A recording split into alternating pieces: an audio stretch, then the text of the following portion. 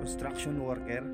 Sabi ng iba, construction worker lang sila at minamalit ng mga mayayaman. Pag may bagong itatayo na building, sila ay nakatuon sa laki, design, taas, at higit sa lahat, ganda ng itatayo nila.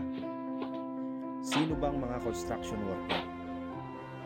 Sila lang naman po yung nakatapos ng elementarya at high school na may mababang uri ng pamumuhay kung ituring ng ilan.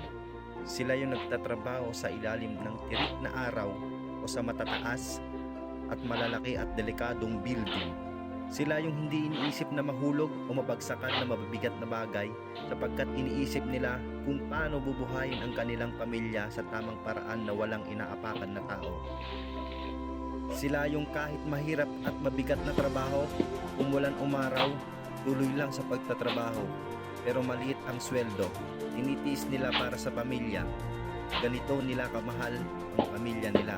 Lahat gagawin nila, walang iniisip na hirap at pagod.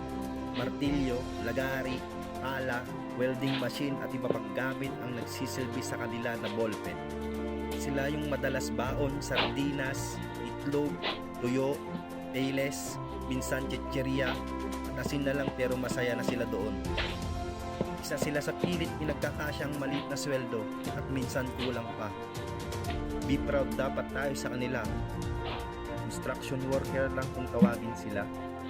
Saludo po ako sa inyo na proud kayo bilang isang construction worker na minamaliit lang ng karamihan. Bawat pokpok ng martilyo nyo, halo ng semento, welding ng bakal, kinabukasan pa rin ng pamilya ang iniisip nyo. Kayo ang dahilan kung bakit may bahay, tulay, kalsada, at maging sementeryo. Kaya dapat maging proud tayo sa kanila at wag nating maliitin ang kakayahan nila. Kaya paki-like and share kung naging proud din po kayo sa kanila.